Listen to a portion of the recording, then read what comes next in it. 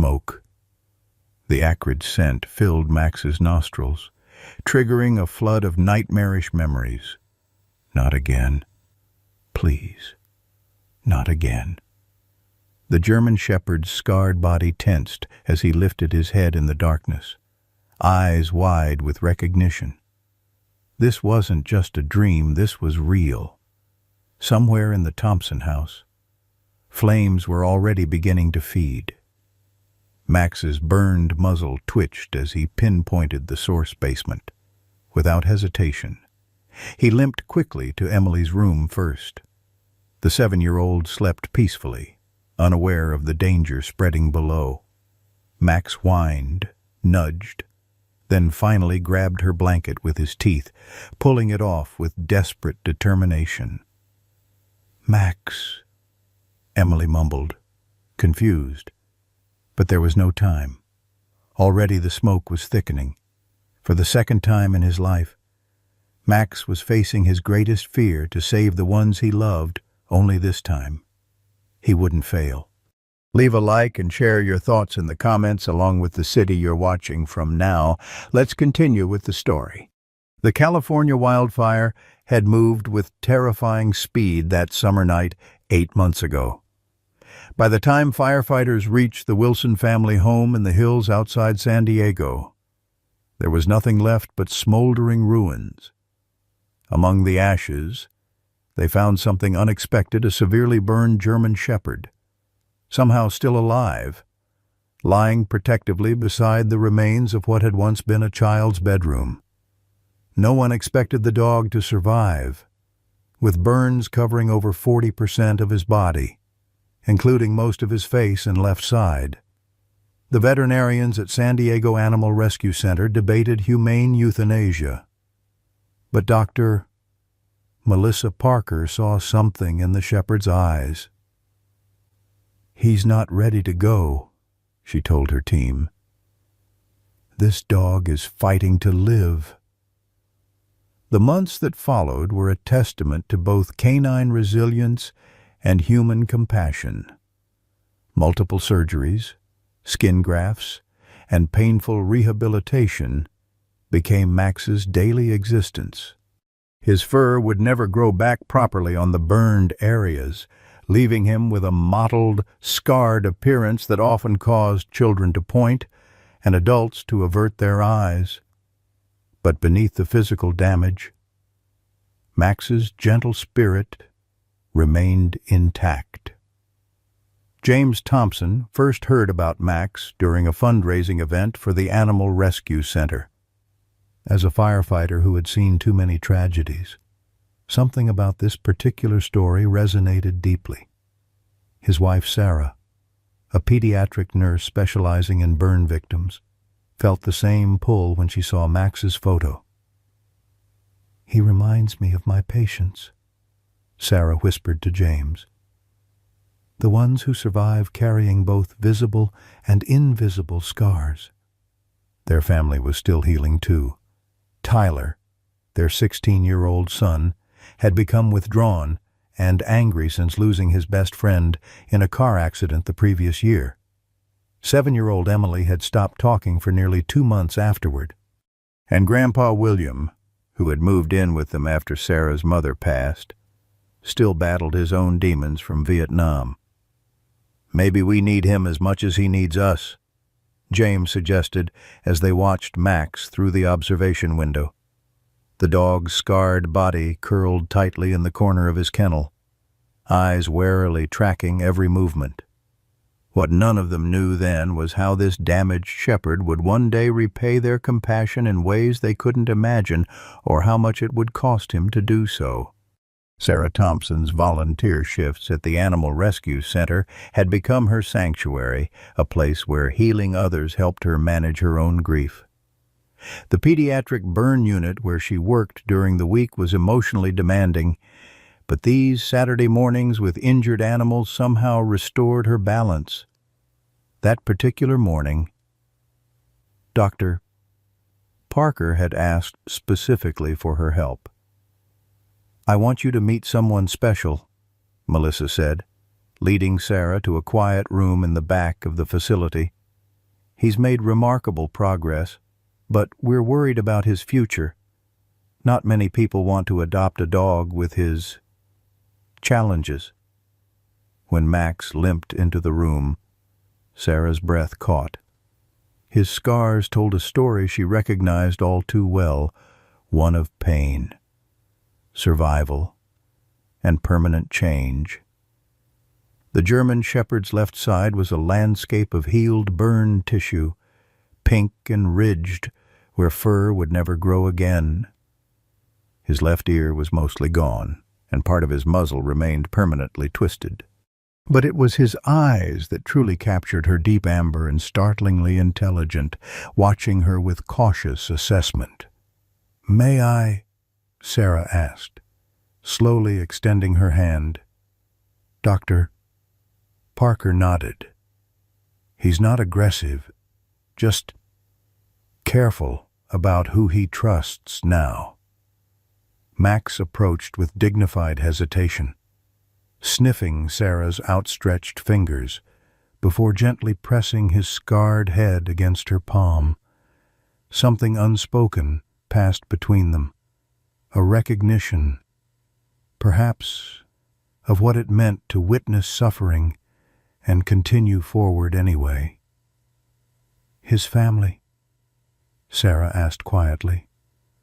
"All lost in the fire. He was found trying to protect their youngest child. The investigators believe he tried to drag the child to safety but couldn't get them out in time."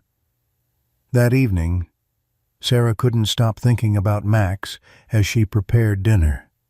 She mentioned him casually to James, who listened with growing interest. "They don't know what will happen to him," he asked, setting plates around the table. "No one wants a dog that looks like that," Tyler interrupted, walking into the kitchen. "People want cute puppies, not monster dogs." "Tyler," Sarah scolded. "What? It's true. And we don't need another charity case around here anyway." James and Sarah exchanged glances. Tyler's anger had become a familiar presence in their home, sharp and unpredictable, cutting into everyday moments.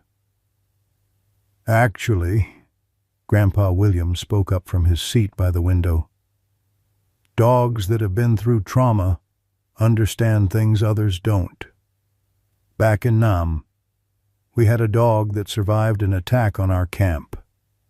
That dog saved dozens of lives afterward, sensing danger before any human could." Emily, who had been quietly drawing at the table, looked up. "Can we meet him? The burned dog?"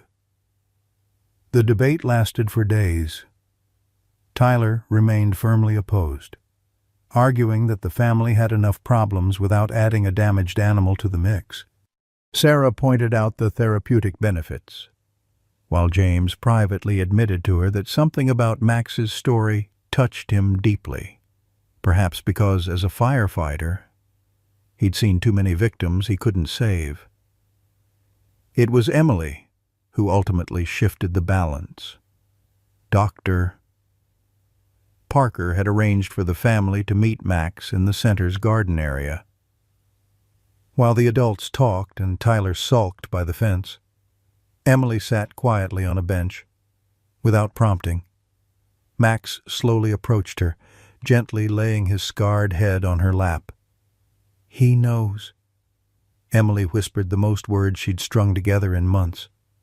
"He knows what it's like to be sad inside."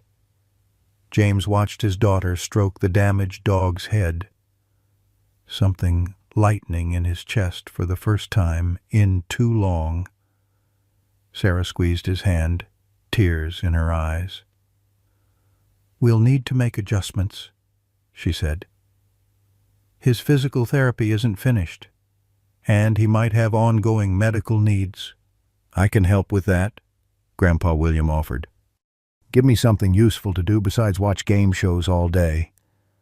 Only Richard Bentley, their neighbor across the street, expressed open disapproval when the Thompsons brought Max home the following week, Standing at the edge of his immaculately maintained lawn, he watched with narrowed eyes as James helped the shepherd from the car. "That thing's safe around children," he called out. "Looks like it's been through hell and back. Animals with that kind of trauma can snap, you know." "He's been thoroughly evaluated, Mr. Bentley," James replied evenly. "Max is gentle. His scars are just on the outside."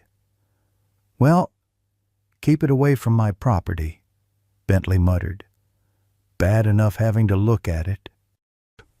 As they settled Max into their home that first night, none of the Thompsons could have predicted how those scarred remains of a once handsome shepherd would change their lives, or that Richard Bentley's warning about traumatized animals would prove both right and wrong in ways no one could imagine.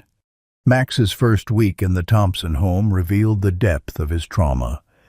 The simplest household sounds, the toaster popping, the dryer buzzing, the furnace clicking on, would send him scrambling for cover, his nails scrabbling against hardwood floors as he sought the darkest, smallest space he could find. Often, this was beneath Emily's bed, where the 7-year-old would lie on her stomach, speaking softly to him until his trembling subsided. "He's afraid the monsters will come back," she explained matter-of-factly when Sarah asked about their ritual. "I tell him we have good monsters here, like the vacuum that eats dirt and the dishwasher that makes bubbles." The first true test came 3 nights after Max's arrival, when James lit the gas stove to prepare dinner. The soft whoosh of the flame igniting sent Max into a panic so severe that Sarah worried he might hurt himself. The shepherd's eyes went wild, his breathing ragged as he backed himself against the wall, a high-pitched whine escaping his damaged throat. "Turn it off," Sarah said quickly. "James, turn it off now." That night, they switched to the electric griddle and made pancakes instead. By unspoken agreement, the family began adapting no more candles on the dinner table, no fireplace on chilly evenings, matches and lighters stored in drawers Max couldn't access. "We're changing our whole lives for a dog," Tyler complained, watching his father install a screen guard around the kitchen stove. "This is insane. We're being considerate of someone who survived something terrible," James replied, his voice firm but gentle. "Something we're fortunate enough not to understand." Tyler stormed off, slamming his bedroom door hard enough to send Max scurrying to his safe spot under Emily's bed. Despite these challenges, signs of progress emerged. Max began following Sarah around the house during her morning routine, keeping a respectful distance but watching her with attentive eyes. With James, he developed a ritual of sitting beside the man's recliner during the evening news, gradually allowing brief touches to his less damaged side. Grandpa William, perhaps understanding trauma better than anyone in the house, seemed to forge the quickest bond with Max. The old veteran spent hours on the back porch, sometimes talking to the dog, sometimes sitting in companionable silence. On Max's 12th day with them, Sarah looked out the kitchen window to see her father-in-law dozing in his chair, with Max's head resting cautiously on his knee, the first time the shepherd had initiated physical contact with anyone but Emily. But it was during the 3rd week that Max's behavior took a puzzling turn. Sarah noticed him standing rigidly in the hallway one afternoon, staring at the wall near the basement door. His scarred face was intense with concentration, head slightly cocked as if listening to something beyond human hearing. "Max, what is it, boy?" she asked, approaching slowly. The shepherd didn't acknowledge her, continuing his focused vigilance for nearly 5 minutes before suddenly shaking himself and limping away as if nothing had happened. this strange behavior repeated. James found Max staring at the ceiling corners in the living room. Grandpa William reported the dog spending 20 minutes watching the electrical outlet in the den. Most worrying was the night Emily called out in alarm when Max refused to let her enter the basement to retrieve a toy, blocking the door with his body and making a low sound none of them had heard from him before. Not quite a growl, but a clear warning. Maybe he associates basements with the fire, James suggested later that night as they discussed the incident. His original home might have had a similar layout. Or maybe basements just feel threatening to him. Sarah offered. Dark, enclosed spaces could trigger his anxiety. What neither said aloud was the unsettling feeling that Max seemed to be seeing or sensing things they couldn't. The tipping point came during a weekend when Tyler was home alone with Max for the first time. James and Sarah had taken Emily to a dental appointment, and Grandpa William was at his monthly veterans' lunch. Tyler, who had maintained a studied indifference toward Max, was playing video games in the living room when he heard a scratching at the front door. Looking up in irritation, he saw Max pawing urgently at the door, whining with unusual intensity. "Stop it," Tyler snapped. "Nobody's there." But Max persisted, his anxiety clearly mounting. When Tyler finally yanked the door open to prove his point, he was startled to find a small girl, no more than 4 years old, standing on their porch, crying silently in pink pajamas, clearly lost. The child, as it turned out, had wandered away from a new family 3 blocks over while her parents were unloading groceries. How Max had known she was there before any knock or doorbell, Tyler couldn't explain, but something shifted in the teenager's attitude after that day. He stopped referring to Max as it or that dog, and occasionally Sarah would catch him secretly slipping Max treats under the table. "I still think he's weird," Tyler told his mother when she mentioned the change. "But I guess he's not all bad." Meanwhile, Richard Bentley's opposition to Max had evolved from muttered complaints to active antagonism. He began photographing the dog whenever the Thompsons took him into the front yard, claiming he was documenting for liability purposes. When Max barked at a delivery truck, his first normal dog behavior since arriving Bentley immediately called animal control to report an aggressive animal threatening the neighborhood. The officer who responded, fortunately, was more interested in Max's story than Bentley's complaints. "My brother's a firefighter," Officer Kevin Matthews told James after dismissing the complaint.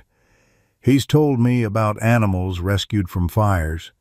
Takes a special kind of heart to survive that." He knelt carefully to Max's level. "You're one tough guy, aren't you?" As Officer Matthews was leaving, he hesitated by his patrol car. Just out of curiosity, where was this dog rescued from? A wildfire near San Diego. James replied, "Why?" "Probably nothing," Matthews said, his expression thoughtful. "But there's been some interesting findings about that particular fire. I might look into it." None of them realized then that Max's peculiar behaviors were about to make terrible sense, or that the officer's casual interest would uncover truths that would put everything in a new light. As summer stretched into early fall, Max's physical recovery continued to impress Dr. Parker during his checkups. The angry red of his burn scars gradually faded to pink, then to a silvery white on the most severely damaged areas. His limping became less pronounced, though he would always carry a slight hitch in his gait where the fire had contracted the tendons in his left hind leg. But even as his body healed, The strange behaviors that had puzzled the Thompsons since his arrival intensified. "He doesn't want me to plug in my phone here," Emily reported one morning, pointing to an outlet in the living room where Max had stationed himself, refusing to move even when tempted with treats. The following day, he herded the family away from the west side of the house during a thunderstorm, pacing anxiously and blocking their path whenever they tried to enter the kitchen or dining room. "It's like he's protecting us from something," Sarah observed to James as they watched Max guide Emily away from windows during a particularly violent lightning storm. But from what the most dramatic incident occurred when James attempted to replace a light fixture in the hallway. He had cut the power at the breaker box and was standing on a stepladder when Max began barking frantically, something he rarely did. "It's okay, boy," James reassured him, continuing to unscrew the old fixture. "I know what I'm doing." Max's barking escalated to a fever pitch until James, more to quiet the dog than out of genuine concern, climbed down and called an electrician. The discovery of exposed wiring that had been improperly installed by the previous homeowner wiring that could have caused a serious shock even with the breaker off left. James shaken. How could he possibly have known? He asked Sarah that night.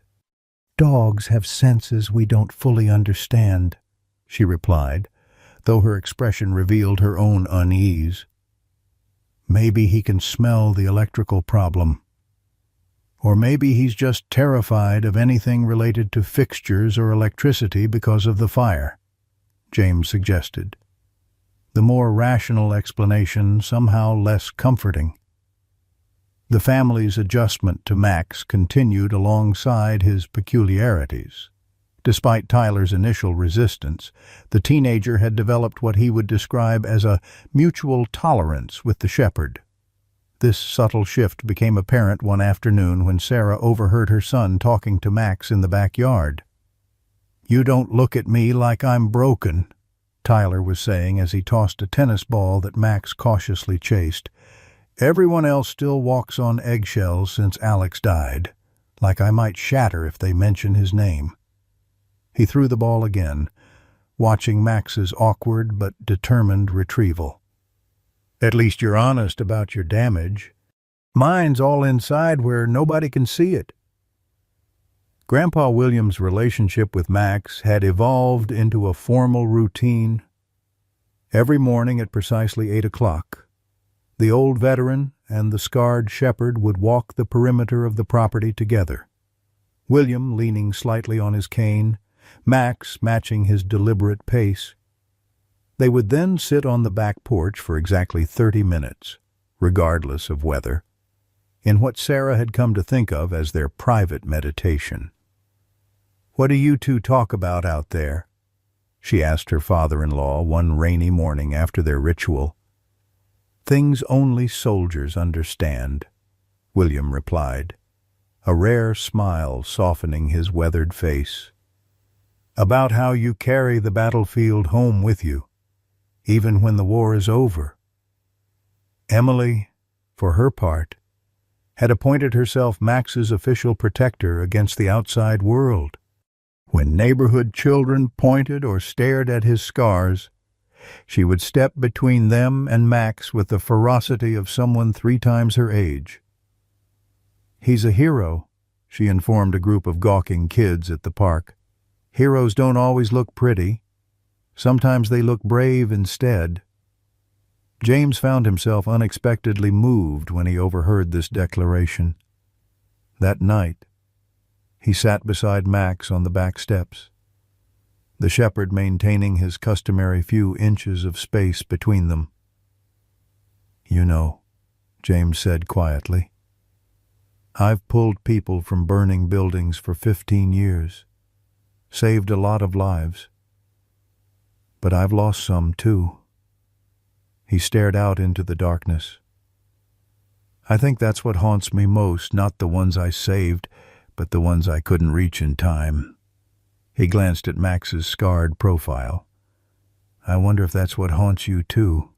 Max turned to look at him then, and something in the dog's steady gaze made James reach out slowly to rest his hand on the shepherd's damaged shoulder the first time Max had allowed such contact from him. They sat like that, connected, until Sarah called them in for dinner. Community reaction to Max remained mixed. The mail carrier refused to approach the house, leaving packages at the edge of the driveway despite Max never showing aggression. Conversely, Mrs. Abernathy from 2 doors down made a point of bringing over dog treats, specially formulated for sensitive digestion. Having read about burn victims' dietary needs, "My late husband was a burn survivor," she explained to Sarah. 40% of his body, from a refinery accident.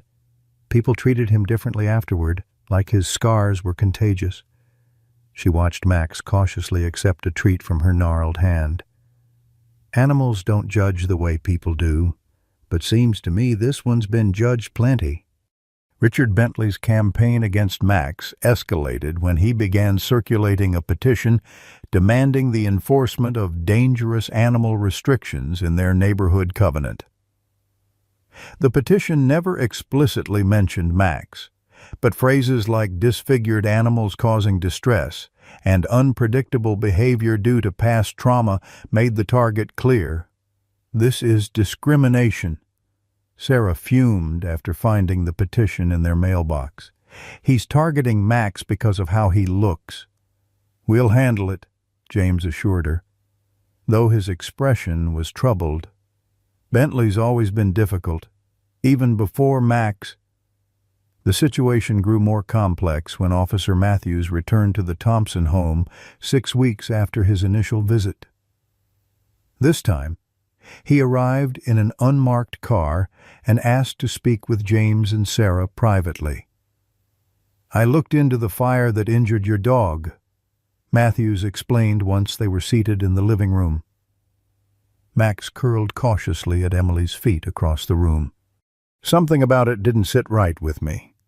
Most wildfires follow certain patterns, but the report on this one had inconsistencies." James leaned forward. "What kind of inconsistencies?" "The point of origin. For one, it was initially reported as a typical wildfire that caught the Wilson property in its path. But forensic evidence suggests the fire actually started at their house and spread outward." Matthews paused. "We now believe it was deliberately set." Sarah gasped. "You mean someone intentionally—" "Arson," Matthews confirmed. "And based on new evidence, we suspect it was insurance fraud gone wrong. The Wilsons had recently increased their policy coverage substantially. More troubling, cell phone records show they were 50 miles away when the fire started." "They left him behind," James said quietly, looking at Max. "They left him to die in a fire they started." Matthews nodded grimly. "We think they never intended to kill their family dog. Probably assumed he'd escape or be rescued quickly. But they definitely didn't expect him to try to save their child, a child who wasn't even there." The revelation cast Max's behaviors in a new light. His vigilance around the house, his attention to electrical outlets and weather patterns. Perhaps these weren't just trauma responses, but heightened awareness born from terrible experience. That evening, after the children were in bed, James and Sarah sat together on the couch, processing Matthew's information. "I can't imagine betraying an animal that loyal," Sarah whispered, watching Max sleeping fitfully near the couch. "To think he tried to save people who had already abandoned him." "Maybe that's why he's so cautious with us," James suggested.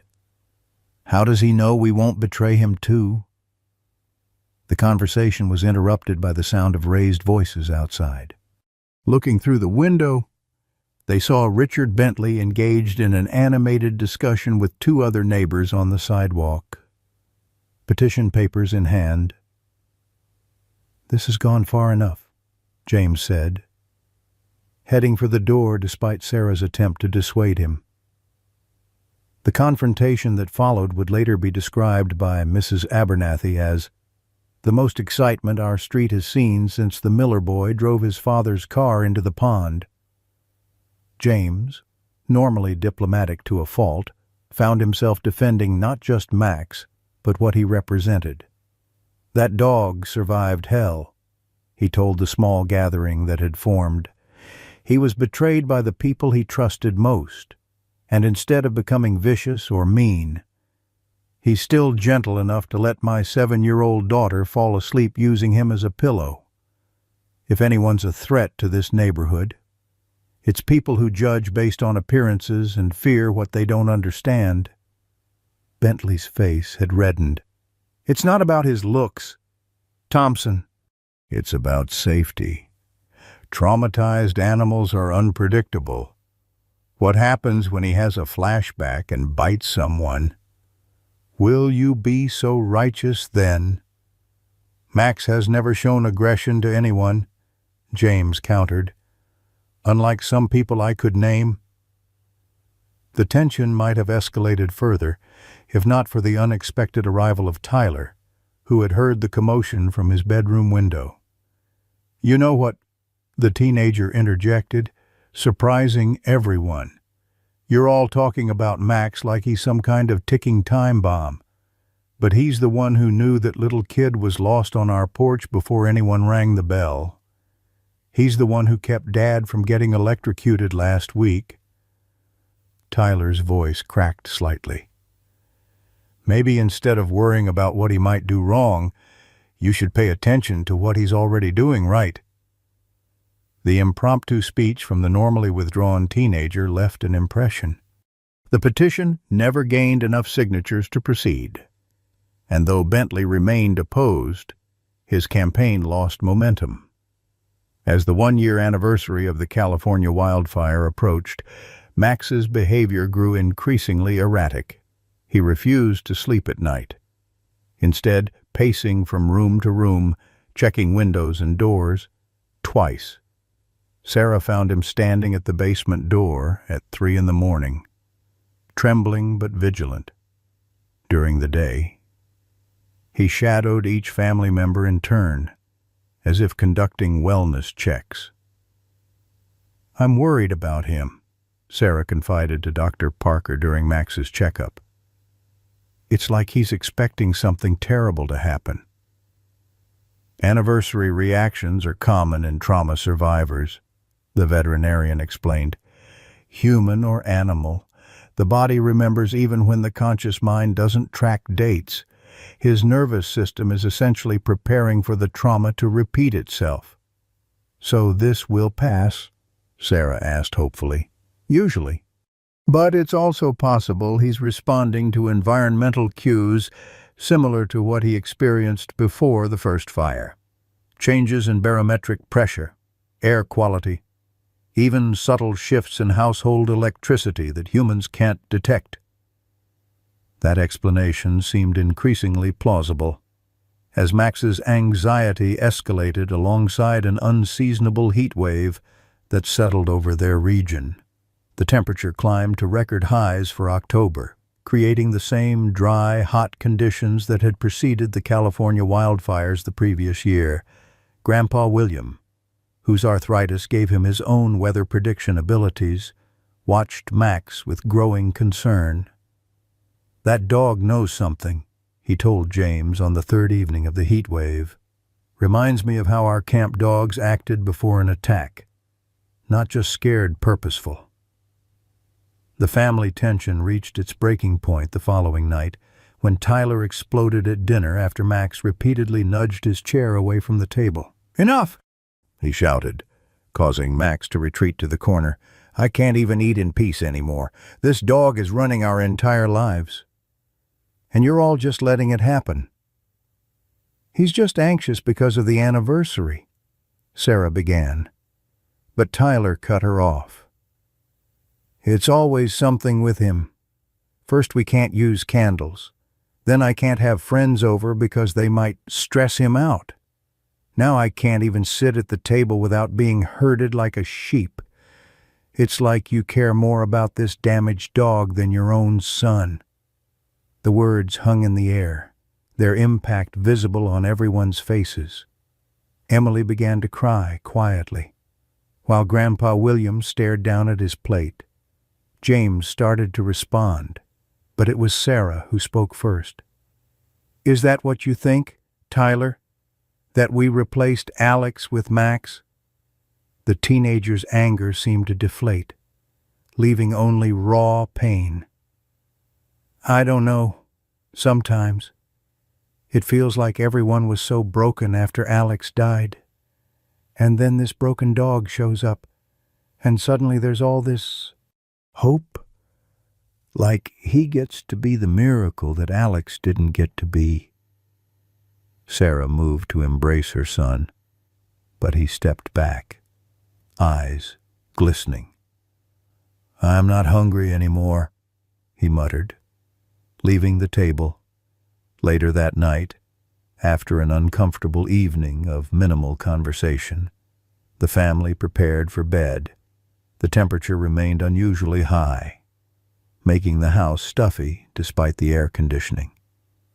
Max's pacing had intensified to the point where James finally blocked off the hallway with a baby gate they'd kept from Emily's toddler years. "He needs to rest," James told Sarah as they watched the shepherd staring at them reproachfully from behind the barrier. "And so do we." "I don't like forcing him," Sarah replied. "It feels like we're ignoring what he's trying to tell us." "He's telling us he's traumatized," James said gently. "And I understand that, but we can't let his trauma control the entire household." "Even Tyler has a point, though he expressed it poorly." Sarah nodded reluctantly, and they headed to bed, neither noticing how Max had positioned himself to maintain a direct line of sight to the basement door, even from behind the gate. None of them could have predicted that by morning. Max's seemingly inexplicable behaviors would suddenly make perfect, terrifying sense, or that the ultimate test of trust between the damaged dog and his new family was just hours away. At 2:17 a.m., Max's eyes snapped open. The house was quiet except for the soft hum of the air conditioning, but something had disturbed his restless sleep. He raised his scarred muzzle, nostrils flaring as he tested the air. There, so faint that no human would detect it, was the acrid scent he had been dreading for days. Smoke. The German shepherd rose stiffly, his damaged joints protesting after hours confined behind the baby gate. He pressed his nose against the barrier, whining softly as he calculated its height. In his prime, before the fire, he could have cleared it easily. Now, with his scarred hindquarters and contracted tendons, it would be painful but necessary. Max backed up as far as the narrow hallway allowed, gathered himself, and leaped. His injured leg caught the top of the gate, sending a bolt of pain through his body as he crashed awkwardly to the other side. The noise wasn't loud enough to wake anyone, but Max paused, listening intently before continuing his investigation. The scent was stronger now as he made his way downstairs. It was coming from the basement, that forbidden place that had triggered his alarm systems for weeks. Cautiously, Max nudged the basement door with his nose. It was closed, but not latched, swinging open slightly at his touch. The smell intensified immediately, the distinct odor of electrical insulation beginning to burn. Max hesitated only briefly before descending the wooden stairs, each step an exercise in controlled pain. The basement was dark, but his keen vision quickly adjusted, allowing him to navigate between stored holiday decorations, camping equipment, and boxes of outgrown children's clothes.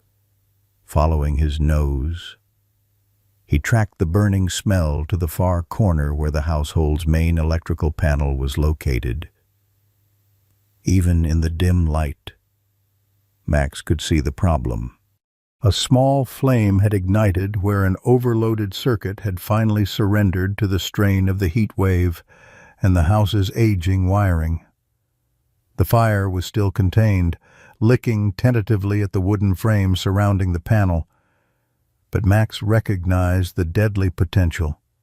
This was how it had started, before small, deceptively manageable, before exploding into unstoppable destruction. He barked sharply, the sound echoing in the confined space. When no response came from upstairs, his barking grew more urgent, a continuous alarm that tore at his damaged throat. Still, no human footsteps approached. The family slept on, perhaps incorporating his barks into their dreams, or simply too exhausted from days of tension to rouse. The flames grew bolder now, reaching higher along the wall. Max knew he had perhaps minutes before the fire would find more substantial fuel. With a final desperate bark that dissolved into a pained howl, he raced back up the stairs as quickly as his damaged body would allow. Upstairs, James Thompson shifted in his sleep, vaguely aware of Max's barking but not yet alarmed enough to fully wake.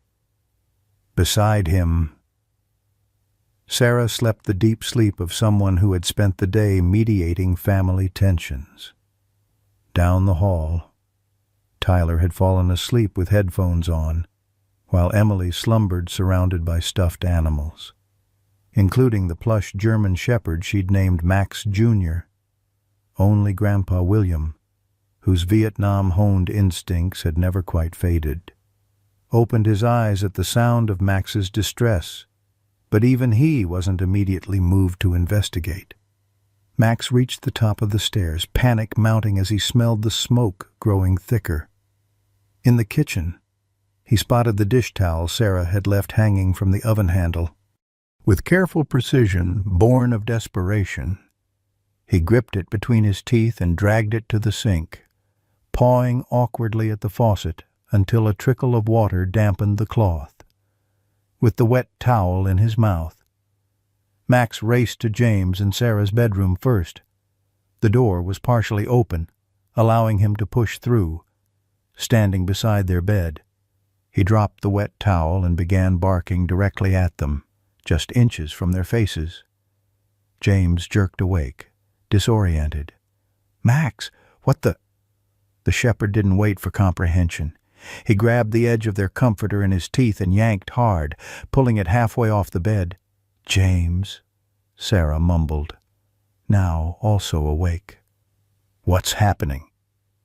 James sat up, annoyed until he saw Max pick up the wet dish towel and drop it deliberately in his lap. Something about the deliberate action cut through his confusion. "Sarah," he said, suddenly alert. "Do you smell that?" In the momentary silence that followed, they both detected what Max had known for precious minutes, the unmistakable scent of smoke. James was on his feet instantly, training taking over. "Fire! Get up! Now!" Sarah reached for her phone while James pulled on pants. "I'll call 911. You check the kids." Max was already gone, racing toward Emily's room. The smoke was more visible now, thin tendrils seeping up through the floorboards near the basement door. The shepherd pushed into Emily's room, repeating his comforter-pulling strategy with even greater urgency. "Max!" Emily sat up groggily, then stiffened as she saw the intensity in the dog's posture. Unlike her parents, she required no further evidence. "Fire!" she whispered, immediately sliding out of bed and reaching for her slippers, just as they had practiced in countless school drills. Max didn't wait to confirm she was fully awake. Tyler was next, and the teenager's door was closed. The shepherd scratched frantically at the wooden surface, barking until his damaged voice began to give out. Inside, Tyler remained oblivious, his headphones pumping music directly into his ears as he slept. It was James who finally reached him, flinging the door open with such force that it banged against the wall. "Tyler, fire, get up now!" James yanked the headphones from his son's ears. "Basement's on fire. Move!" The teenager scrambled out of bed, instantly alert. "Dad, is it bad?" "Bad enough. Get Emily and Grandpa William to the front yard. I'm going to make sure it's contained." By now, the smoke had become visible throughout the first floor, curling along the ceiling in ominous gray wisps. Sarah emerged from their bedroom, phone in hand. "Fire department's on the way. 5 minutes out." "Get outside," James instructed, moving toward the basement door. "I need to see how far it's spread." "James, don't. I'm not going in. Just assessing. Get the kids out." Max watched this exchange with growing agitation. When James approached the basement door, the shepherd planted himself directly in the man's path, growling with an intensity the family had never heard from him before. "Max, move," James commanded, attempting to step around him. Instead, Max grabbed James's pajama leg and pulled him forcefully toward the front door, away from the basement. "Dad," Tyler called from the front hallway, "smoke's getting worse. We need to go." The urgency in his son's voice, combined with Max's uncharacteristic behavior, convinced James to retreat. "All right, everyone out now. Where's Grandpa William?" The question sent a spike of alarm through the group. In the chaos, no one had seen the elderly man emerge from his room off the kitchen. Sarah started toward the back of the house, but Max was faster, bolting past her with surprising speed given his injuries. William's door was closed, and when Max pushed against it, he found resistance.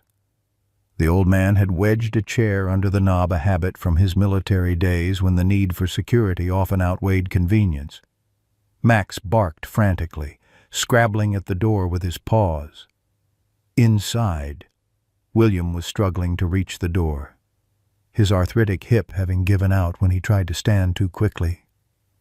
"I'm here," he called out, his voice barely audible over the increasing sounds of fire consuming the level below. "Can't get to the door." James arrived seconds later, immediately understanding the situation. "Dad, stand back from the door." With a powerful kick, James splintered the door frame, dislodging the chair. Max darted in immediately, finding William on the floor beside his bed. Without hesitation, the shepherd positioned himself beside the fallen man, offering his sturdy body as support. "Smart dog," William grunted, grasping Max's harness and pulling himself partially upright. James rushed in to complete the rescue, getting his arm under his father's shoulder. "We've got you. Dad, lean on me." Together, they made their way toward the front door, where Sarah waited anxiously with the children. The smoke had thickened considerably in just minutes, now hanging in a dense cloud near the ceiling and beginning to descend. "Everyone out now," James ordered as they reached the front hallway. "Stay together in the front yard." Sarah led Emily and Tyler through the door, while James helped William navigate the front steps. Max followed closely, constantly checking that all family members were moving toward safety. Once in the yard, they gathered near the large oak tree, watching in stunned silence as smoke began to seep from the basement windows. "Everyone here?" James asked, doing a visual count. Everyone all right? Nods all around confirmed the family had escaped unharmed, though William was breathing heavily from exertion and fear. In the distance, sirens wailed, growing steadily louder. The fire. It's exactly 1 year, Sarah realized suddenly, her voice shaking. 1 year to the day since Max's first fire. The observation sent a chill through the group, interrupted by a shout from across the street. Richard Bentley stood on his front lawn in a bathrobe, staring at the smoke now visibly pouring from the Thompson home. "Your house is on fire," he called unnecessarily, already moving toward them with a garden hose that would prove pathetically inadequate for the growing blaze. "Fire department's on the way," James replied, then turned to do another head count of his family. "Wait, where's Max?" The question sent 5 heads swiveling, searching the front yard. The German shepherd was nowhere to be seen. "He was just here," Emily insisted, panic rising in her voice. "He followed us out." "Max!" Sarah called, moving toward the house. "Max, come." James caught her arm. "No, Sarah. You can't go back in." "But Max—" "I'll find him," James promised, already evaluating the house. The front door remained open, smoke now billowing out steadily.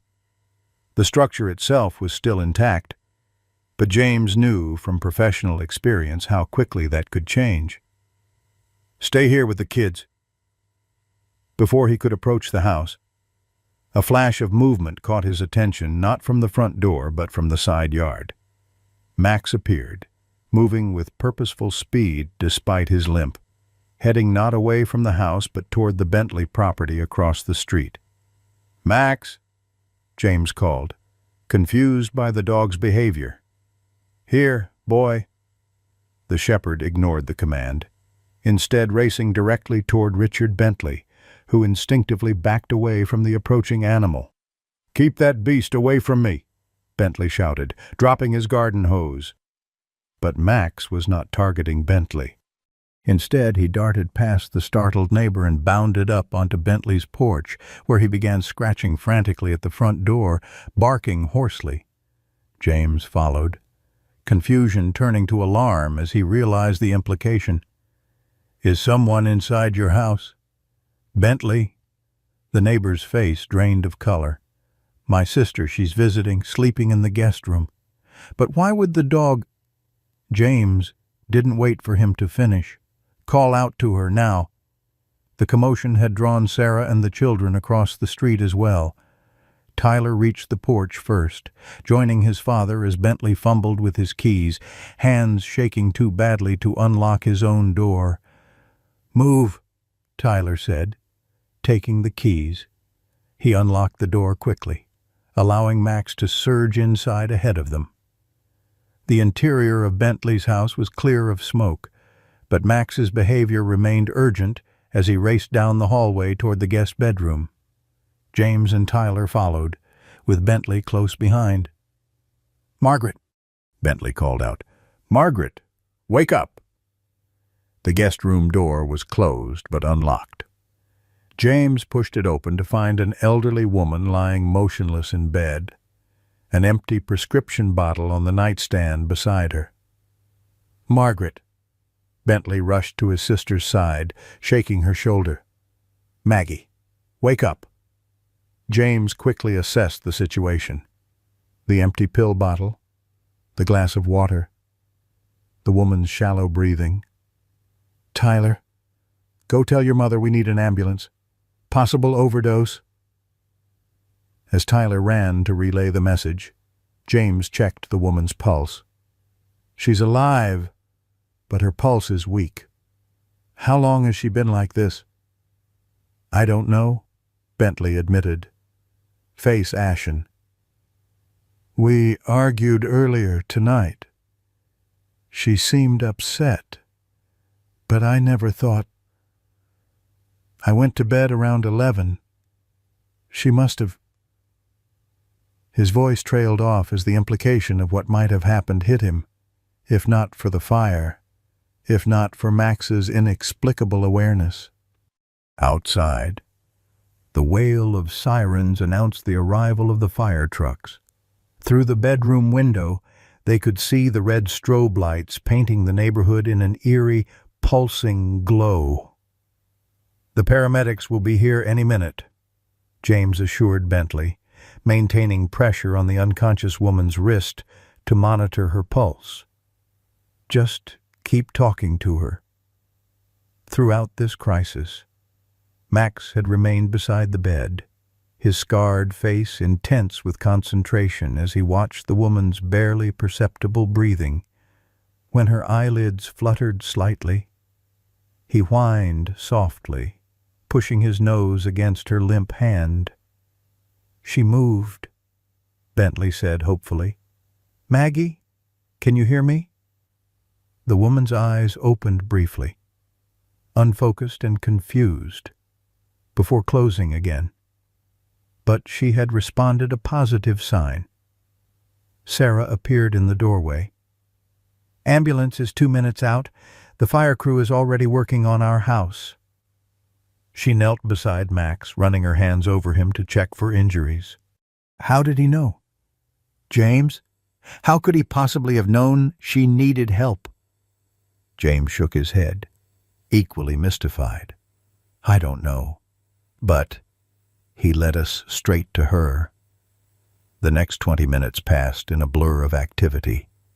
Paramedics arrived and immediately began treating Margaret Bentley, administering medication to counteract the sleeping pills she had taken. A second ambulance arrived to check William for smoke inhalation, though the old veteran stubbornly insisted he was fine. Outside, firefighters battled the blaze that had now engulfed the Thompsons' basement and was working its way up to the first floor. As dawn broke over the neighborhood, the family huddled together on Bentley's front lawn, watching their home being systematically destroyed despite the firefighters' best efforts. The fire chief approached them, his expression grave. "The basement's a total loss, and there's significant damage to the first floor. Electrical fire started at the main panel from what we can tell. Probably been smoldering for hours before it broke through." "Will anything be salvageable?" Sarah asked, her arm around Emily, who was quietly crying. "Some of the second floor might be intact, but there's going to be extensive smoke and water damage throughout. I'm sorry." James nodded, processing the information with the detachment that sometimes comes with shock. "Thank you for trying." As the chief walked away, Tyler voiced what they were all thinking. If Max hadn't woken us up, we wouldn't be standing here, James finished, pulling his son close in a rare embrace that Tyler didn't resist. "Where is Max?" Emily suddenly asked, looking around frantically. "He was just here." The family scanned the chaotic scene: fire trucks, police cars, neighbors gathered in small clusters, emergency personnel moving purposefully between vehicles. There was no sign of the German Shepherd. "Max," Sarah called, her voice rising with fear. "Has anyone seen our dog?" A firefighter passing by with equipment paused. "The shepherd with the burn scars, I saw him heading back toward your house about 5 minutes ago." "What?" James felt his blood run cold. "The house is still on fire." "I tried to stop him," the firefighter explained, "but he darted past me before I could grab him." "Dad, we have to find him," Emily pleaded, tears streaming down her face. James was already moving, Sarah close behind him. They approached the fire chief, who was coordinating efforts near the command vehicle. "Our dog went back inside," James explained urgently.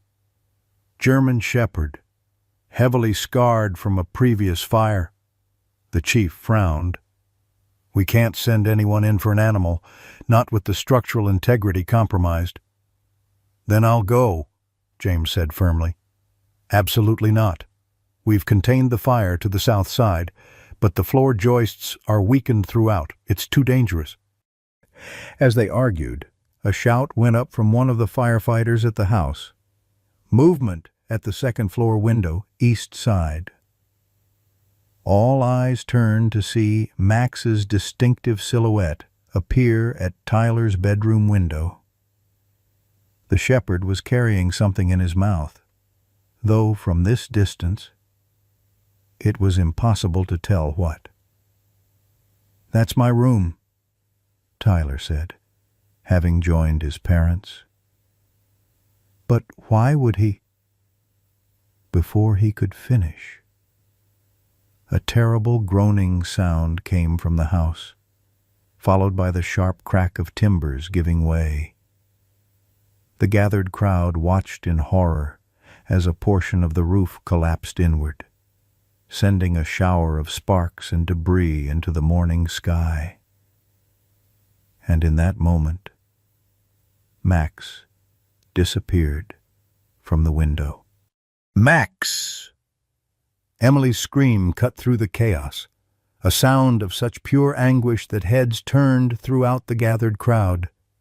She broke away from Grandpa William's grip and ran toward the burning house, stopped only by a firefighter who scooped her up mid-stride.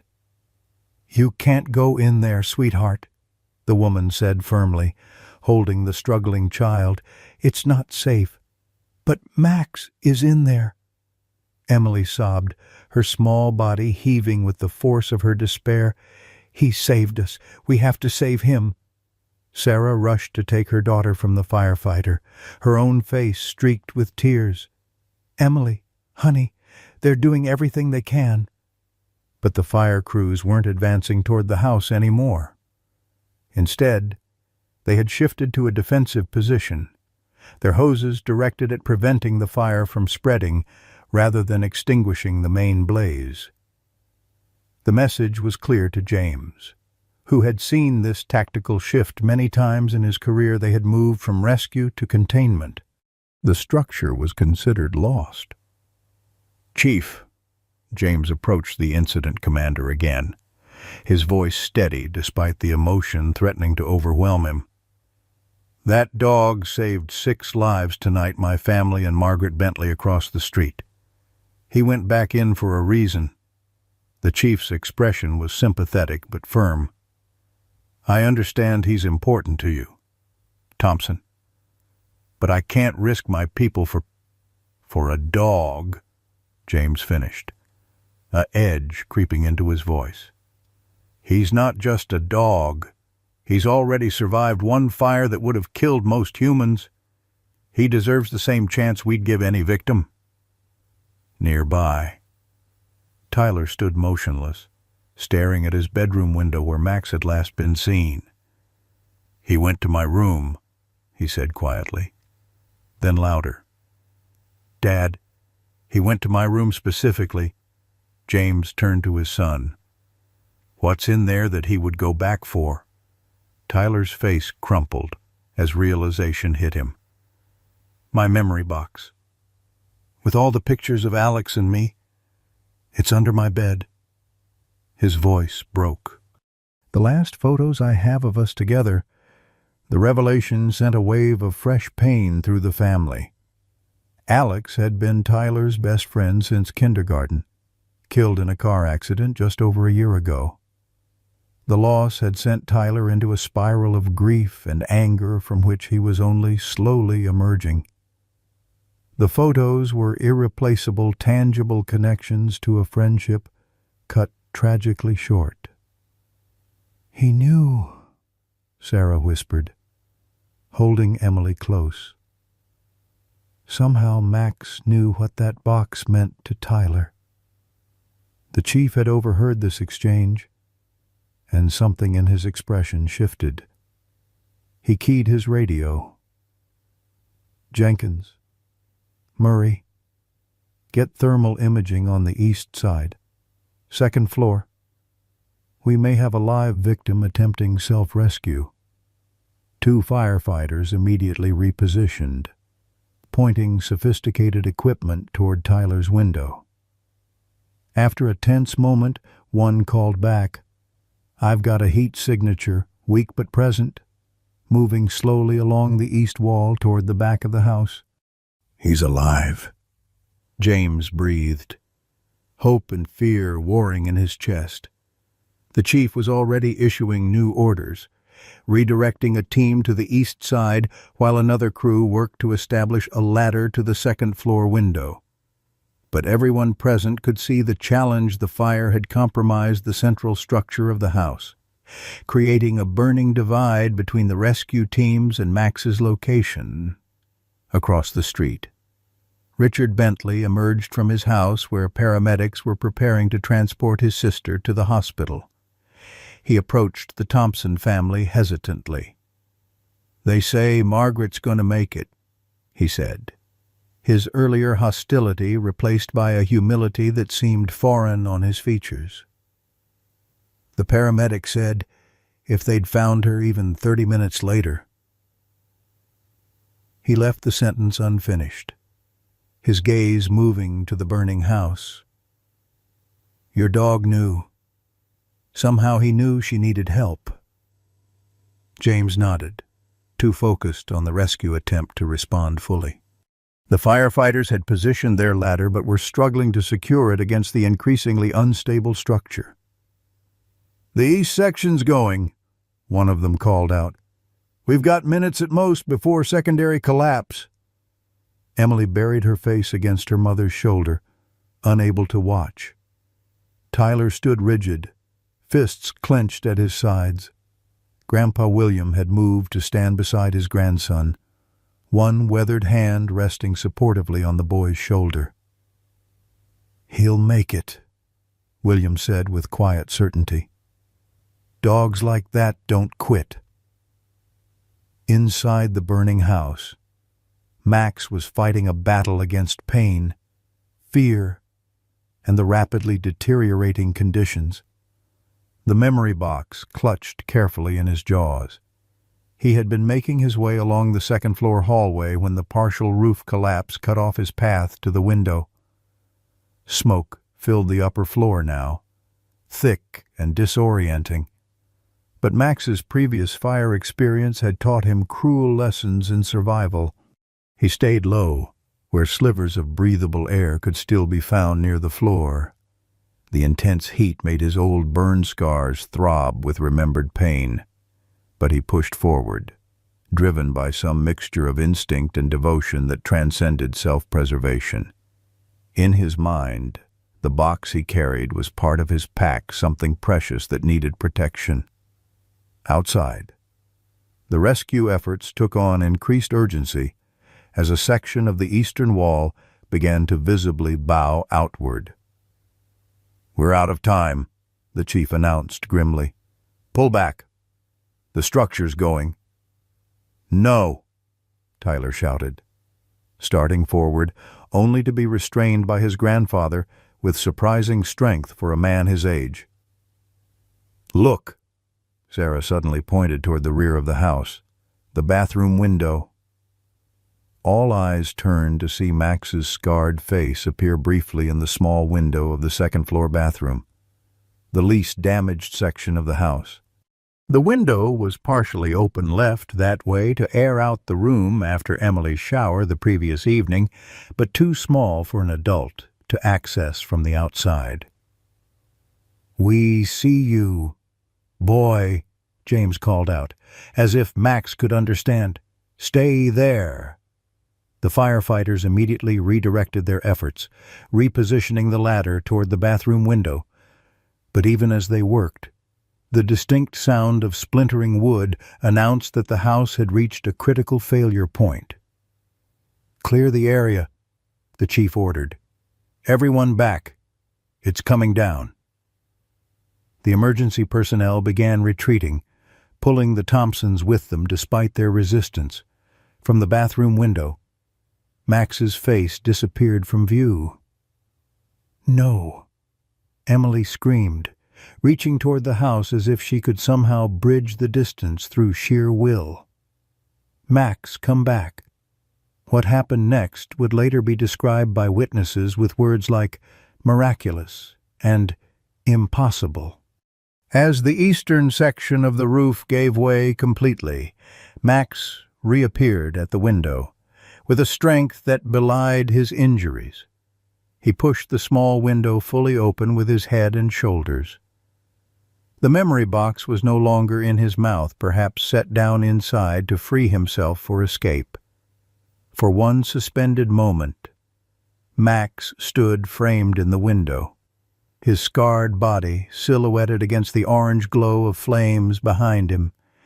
His eyes found the Thompson family in the crowd below, and witnesses would later swear they saw recognition and something like peace in the shepherd's gaze. Then, with a final, tremendous effort, Max launched himself from the window just as the bathroom wall collapsed inward. His leap carried him clear of the immediate destruction, but he landed hard on the sloped section of the first-floor roof below, his body rolling uncontrolled toward the edge. "Max!" Tyler broke free from his grandfather's grasp and ran forward, positioning himself beneath the edge of the roof. The dog's momentum carried him over the gutter and into open air, where gravity took hold with merciless efficiency. Tyler, with reflexes honed by years of baseball, managed to break Max's fall, though the impact sent both of them crashing to the ground. They landed in a tangled heap on the lawn, Tyler taking the brunt of the collision. For a terrible moment, neither moved. Then Tyler sat up slowly, cradling the limp form of the German shepherd in his arms. "Dad, Mom, help." James and Sarah rushed forward as the house behind them surrendered fully to the fire, the remaining structure collapsing inward with a deafening roar. The sound barely registered as they reached their son and the motionless dog. "Is he breathing?" Sarah asked, her nurse's training taking over as she knelt beside them. Tyler looked up, his face a mask of anguish. "I don't know. He's not moving." James gently placed his hand on Max's chest, feeling for the rise and fall that would indicate life. The seconds stretched unbearably as the family huddled together on the grass, the heat of the fully engulfed house warming their backs, emergency lights painting their grief-stricken faces in alternating red and blue. "Dad?" Emily's small voice quavered as she approached, escorted by a female firefighter who had been keeping her at a safe distance. "Is Max in heaven with his first family now?" Before James could formulate a response to his daughter's heartbreaking question, his hand detected the faintest movement beneath Max's singed fur, a subtle, irregular rise and fall. "He's alive," James announced, his voice cracking with emotion. "But barely. We need a vet. Now." As if materializing from the chaos itself, "Doctor?" Parker pushed through the emergency personnel, medical bag in hand.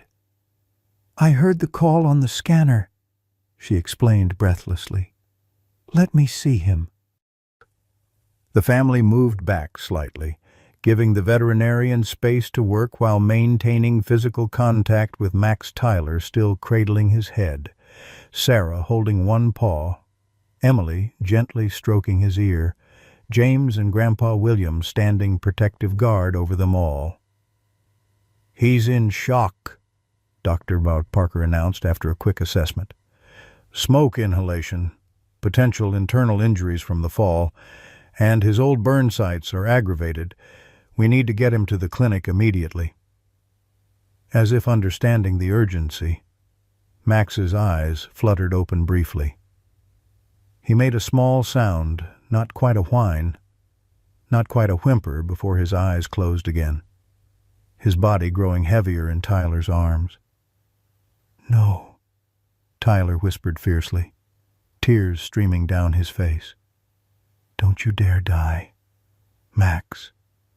Not after everything. Not after you came back for Alex's pictures." His voice broke. "Please." Behind them, their home of 12 years disappeared into flame and ash, taking with it a lifetime of possessions and memories.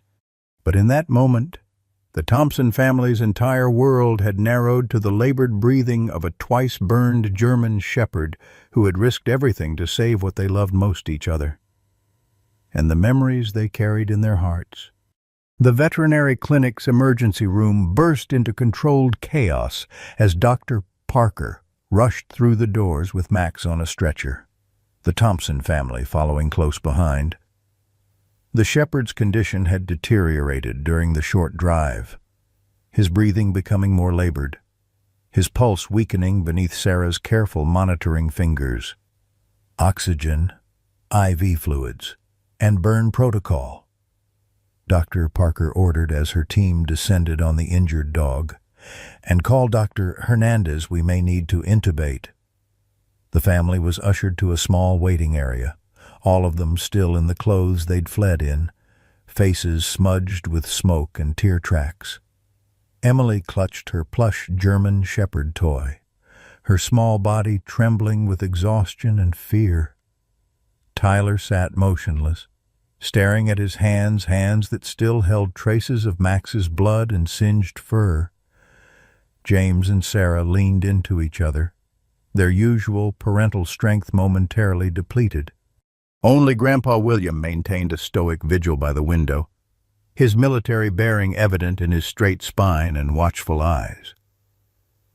"He jumped from a second-story window," Tyler said suddenly, breaking the heavy silence. "He could have just stayed there, waited for the firefighters. But he jumped." "Because he heard us calling," Emily suggested, her voice small but certain. "He knew we needed him to try." James squeezed Sarah's hand. "The chief said they wouldn't have reached him in time anyway. The bathroom wall collapsed seconds after he jumped." "He saved us twice," Sarah whispered. "First from the fire, then from losing him in it." The conversation faded as each retreated into private thoughts, the only sounds the muffled medical terminology filtering through from the treatment area and the occasional ring of the clinic phone. Outside, dawn had fully broken, casting long shadows through the waiting room blinds.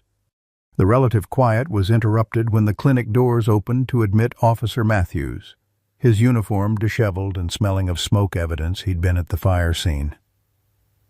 "I heard about Max," he explained, taking the seat James offered. "Thought you might want an update on the investigation while you wait." "Investigation?" Sarah looked up, confused. "It was an electrical fire." Matthews nodded. "Yes, but there are some unusual circumstances." He glanced at Emily, clearly considering whether to continue in her presence. "Whatever you have to say, we'll all hear it." James decided, "We've been through enough together tonight." The officer nodded, then pulled out his notepad. "The fire chief confirmed the blaze started at your electrical panel. What's interesting is that they found evidence the circuit had been deliberately overloaded." "What do you mean, deliberately?" James asked, tension returning to his voice. Several hydro appliances had been connected to the same circuit: a space heater, 2 power tools, and an old window AC unit. All were plugged into outlets in your basement. All were switched on, though some were unplugged from the actual devices. It created a perfect storm for an electrical fire. Sarah's hand went to her mouth. "But we don't use those things," The space heater is stored in the closet, and James's tools are kept in the garage workshop. Exactly, Matthews confirmed. Someone moved them to the basement and plugged them in. And here's where it gets even more interesting. He flipped a page in his notebook. When firefighters were clearing neighboring houses as a precaution, they found something unusual in Richard Bentley's garage. Bentley. Tyler straightened in his chair. What about him?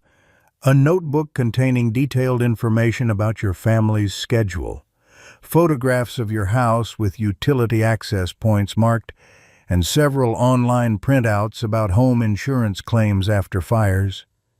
The implications settled over the family like a physical weight. Are you saying Bentley tried to burn down our house? James asked incredulously. The same man whose sister Max just saved. Matthews held up a hand. I'm not drawing conclusions yet, but when questioned, Bentley broke down completely. He admitted to entering your home yesterday afternoon when he knew you'd be at Emily's school performance. He was in our house. Sarah's voice rose with indignation and fear. How? Apparently. He made a copy of your key months ago when you asked him to check on your pipes during your Christmas vacation. The family exchanged shocked glances as Matthews continued. According to his statement, he planted the electrical hazards, timing them to create a fire in the middle of the night. His plan was to be the hero who spotted the fire and alerted you, cementing his reputation in the neighborhood while simultaneously getting rid of, in his words, that monster dog. He tried to kill us because of Max. Tyler's face flushed with anger. Because of how Max looks? Not exactly, Matthews corrected. He claims he calculated the timing so you'd all escape safely, but the house would be destroyed, forcing you to relocate, presumably without Max. That's insane, James said flatly. He risked our lives over a neighborhood dispute. There's more to it than that, Matthews replied, his expression grave. When we searched Bentley's computer, we found he'd been participating in online forums dedicated to neighborhood purity and property value protection. His fixation on Max appears to be part of a larger pattern of controlling his environment. Emily, who had been listening intently, spoke up with the directness only a child could manage. He's a bad man who tried to hurt us because Max is different. Matthews nodded slowly. That's a pretty accurate summary. Yes. But Max saved his sister, Sarah pointed out. The irony clearly not lost on her. The very person Bentley was trying to drive away ended up saving someone he loves. The sister, Margaret, confirmed something else interesting, Matthews added. She told paramedics their argument last night was about Bentley's increasingly concerning behavior. She'd threatened to report him to authorities if he didn't seek help. So he drove her to attempt suicide, James concluded grimly. She denies it was a suicide attempt, claims she just took extra sleeping pills because she was upset. But yes, the timing suggests a connection. Tyler shook his head in disbelief. And Max somehow knew. He knew she needed help, even after everything Bentley did. The conversation paused as a new arrival entered the waiting room, Richard Bentley himself, looking diminished and haunted, flanked by 2 police officers. "What is he doing here?" James demanded, standing protectively. "Mr.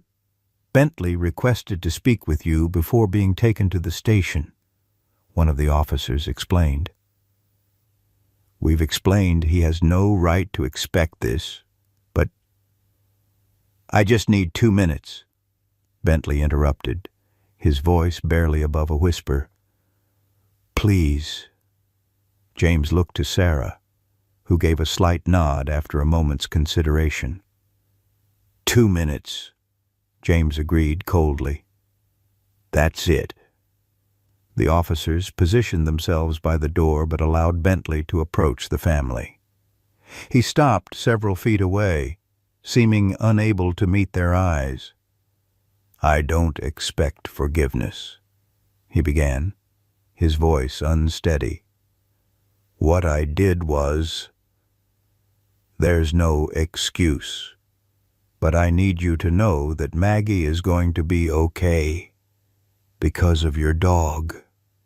He finally looked up, his face ravaged by shame. "The doctor said another 15 minutes and she would have..." He swallowed hard. "Your dog saved the life of the sister of the man who tried to destroy him."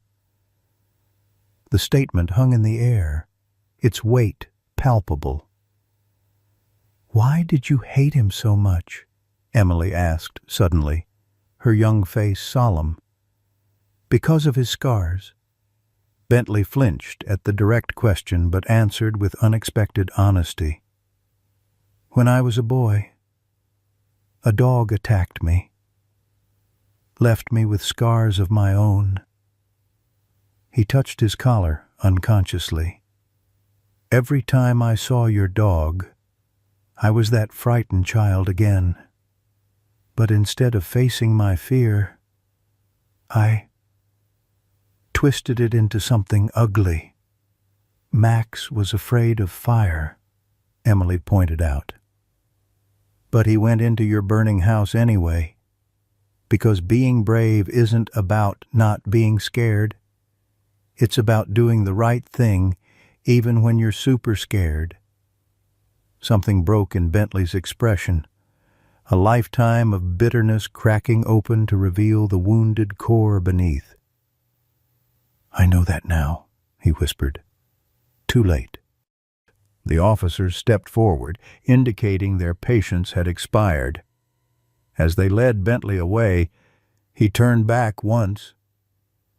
"The memory box, he was carrying something when he went back in. Did he?" "We don't know yet," Tyler answered, his voice still hard but no longer filled with rage. "We don't know if he made it or if he saved it." As the clinic doors closed behind Bentley and the officers, Dr. Parker emerged from the treatment area, her scrubs spotted with blood and her face drawn with fatigue. The family immediately rose, forming a tight cluster as they braced for news. "He's stabilized," she announced, a tired smile softening her professional demeanor. "It was touch and go for a while. The smoke inhalation was severe, and he has some second-degree burns on his paws and muzzle. The impact from the fall caused some internal bleeding, but we've managed to control it." Collective relief washed over the family, Emily letting out a small sob as she clutched her toy shepherd tighter. "Can we see him?" Sarah asked. Briefly. Dr. Parker cautioned. "He's heavily sedated and will be for at least 24 hours. He needs absolute rest to recover." She led them through to a quiet treatment room where Max lay on a padded table, an oxygen mask fitted over his muzzle, IV lines running into his foreleg, and monitoring equipment tracking his vital signs. His already scarred body now bore fresh injuries, bandaged paws, singed fur, and angry red patches where the fire had found the few areas of his coat that had survived the first blaze. Emily approached first, carefully placing her toy next to Max's head. "So, he won't be lonely," she explained softly. Tyler hung back initially, then moved forward with halting steps to gently touch the shepherd's ear, one of the few places without visible injury. "You did it, Max," he whispered. "You made it out." As the family gathered around the sedated dog, Officer Matthews appeared in the doorway, holding something in his hands, a metal box, blackened by smoke, but intact. "Firefighters found this in the bathroom," he explained, approaching Tyler. "It was pushed into the bathtub, under a wet towel. They think the water in the tub protected it from the worst of the heat." Tyler accepted the box with trembling hands, tracing the scorched lid that still bore the faded baseball stickers he and Alex had applied years ago. Carefully, he opened it to reveal the contents: photographs, ticket stubs, small mementos of a friendship, all preserved despite the inferno that had consumed everything around them. He didn't just grab it, Tyler realized, his voice thick with emotion. He protected it. He knew exactly what to do. As the first rays of morning sunlight filtered through the clinic blinds, illuminating the damaged but breathing form of their twice-burned shepherd, the Thompson family stood united around a dog who had lost everything once, only to risk losing everything again to save what mattered most to them. Outside, the sirens had fallen silent. The immediate crisis had passed. But the deeper reverberations of the night's events were only beginning to spread through their lives and the community beyond. 6 months later, the Thompson family gathered on the front porch of their newly rebuilt home. The spring afternoon was warm but pleasant, with a gentle breeze carrying the scent of freshly cut grass and the nearby flower beds that Sarah had planted just last weekend. The house, while similar in layout to their previous one, featured several notable differences: wider hallways, a ramp alongside the front steps, and most significantly, a state-of-the-art fire suppression system that James had insisted upon despite the additional expense. "I think that's the last box," Tyler announced as he emerged from the moving truck, carrying a container labeled "Kitchen Fragile" in Sarah's neat handwriting. At 17 now, with his college acceptance letters arriving weekly, he seemed taller somehow, more settled in himself than he had been a year ago. "Put it in the breakfast nook," Sarah directed, checking items off her meticulous moving list. "Emily, have you finished arranging your room?" "Almost," came the reply from inside. "Max is helping me organize my books." James exchanged an amused glance with Grandpa William, who sat comfortably in a new rocking chair that the neighbors had gifted him during the fundraiser. "Supervising, more likely," James commented, as if summoned by his name. Max appeared in the doorway, moving with the deliberate care of someone who knew his limitations but refused to be defined by them. The past 6 months had added new scars to his already damaged body pink. Hairless patches on his muzzle and paws where the second fire had claimed more of his fur. His left rear leg, already compromised from his original injuries, now supported him with the assistance of a custom brace that Dr. Parker had designed specifically for him. But despite these additional challenges, the German Shepherd carried himself with a quiet dignity that visitors often remarked upon. "There's our hero," Grandpa William greeted as Max approached his rocking chair. The old veteran reached down to scratch behind the dog's good ear, a gesture that had become their private ritual. "Checking the perimeter. Were you—" Max settled carefully beside William's chair, his amber eyes watchful as they tracked the movements of the family and the various delivery people still coming and going. He had developed a particular vigilance around Grandpa William, as if the shepherd had appointed himself personal guardian to the eldest Thompson. The sound of a car pulling into the driveway drew their attention. A sleek silver sedan parked beside the moving truck. and Margaret Bentley emerged, carrying a covered dish and a small gift bag. "I hope I'm not intruding," she called as she approached the porch. "I wanted to welcome you back to the neighborhood properly."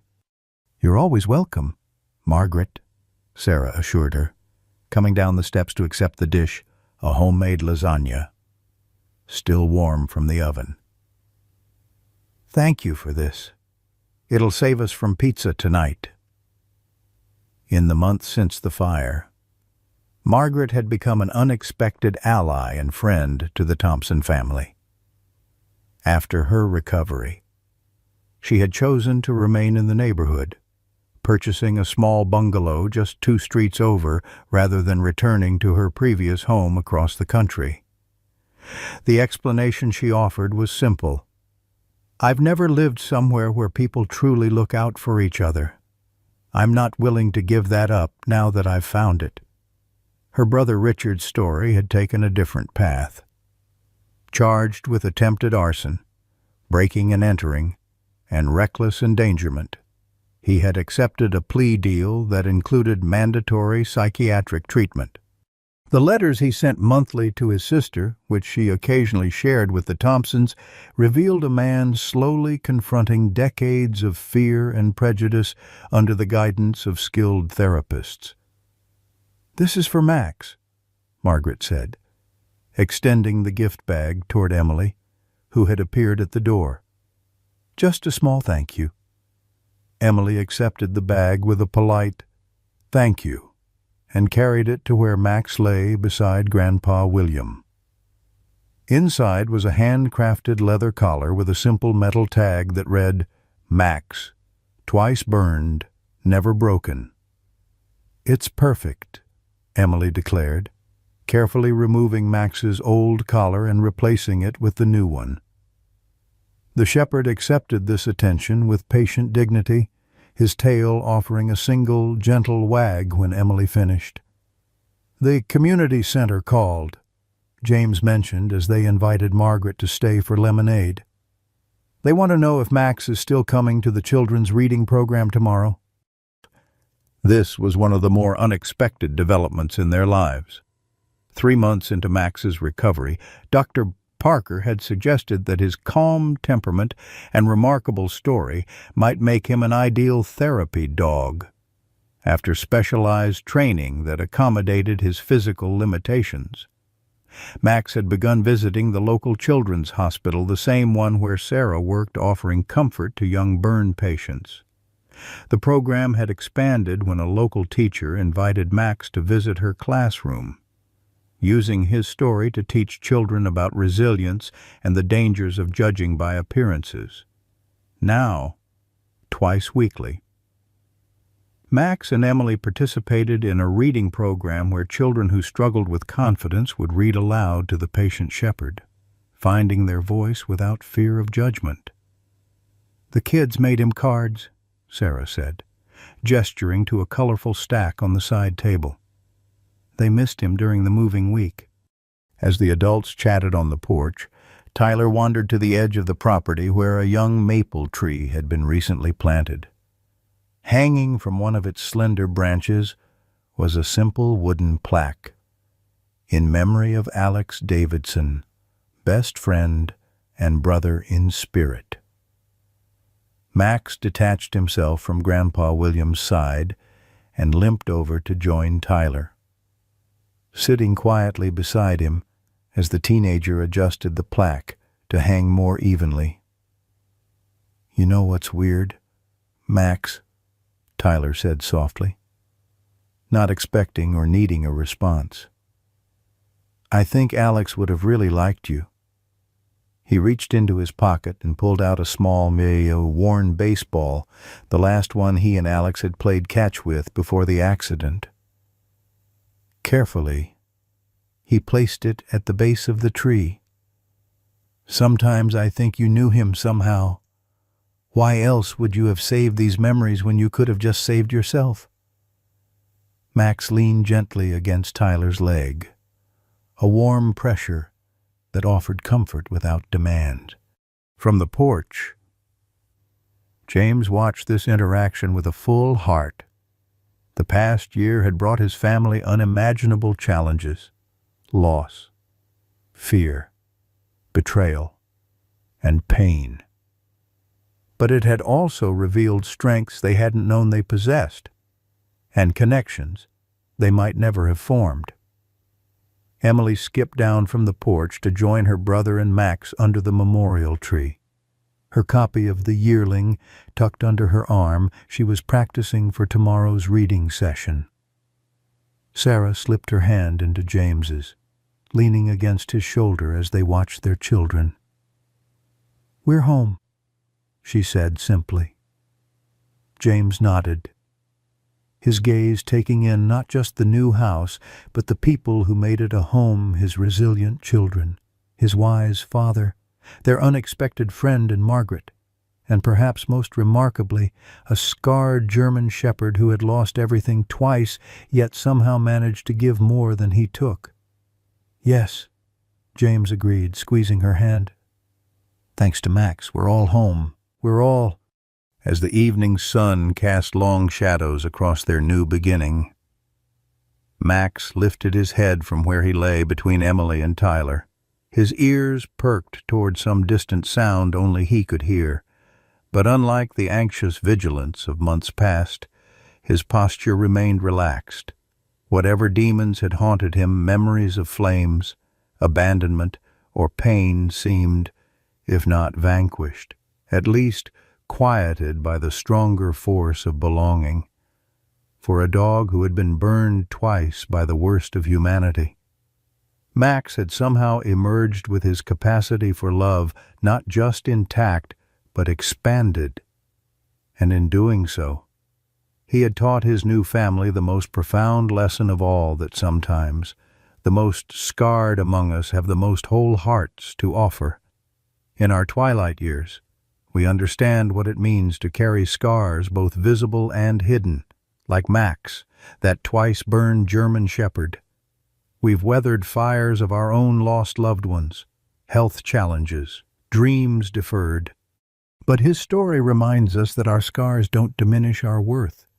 They're evidence of battles survived. Remember how Max, despite his disfigurement and pain, still found the courage to rush into flames for a family who gave him a second chance. That's the resilience we've cultivated over our decades. When Max saved those precious photos of Tyler's deceased friend, he showed us that preserving memories is sacred work, something we know intimately as keepers of our family histories. And when the community rallied around the Thompsons after losing everything, it echoed the neighborhood's many